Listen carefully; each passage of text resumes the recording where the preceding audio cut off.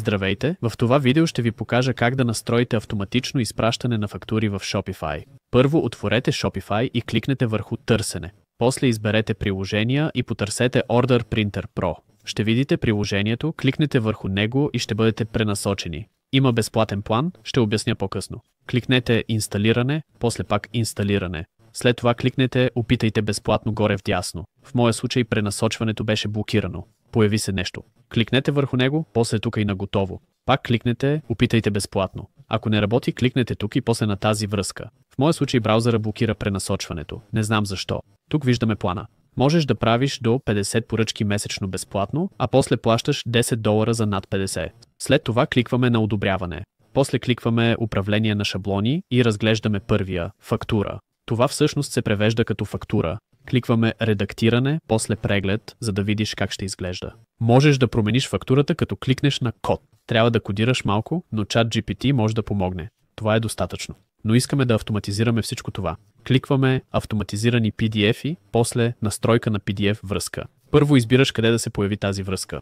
Бих го оставил на стандартната настройка. После задаваш размера и въвеждаш текста тук. Ето как ще изглежда това в твоя магазин. И така, просто се добавя линк, върху който клиента може да кликне и да получи фактурата. Ако това ви устройва, кликнете на следваща стъпка и после трябва да копираме този код. За целта кликваме тук и ето още едно ръководство къде да го поставим. Ще го прегледам бързо, кликваме на Настройки, после на Известия, после виждаме известията за клиенти, кликваме там и после на Потвърждение на поръчката. Тук виждаме как изглежда потвърждението в момента и че няма линк. И сега го добавяме. За целта кликваме на Редактиране на код. В моя случай първо трябва да проверя и потвърдя имейла на подателя.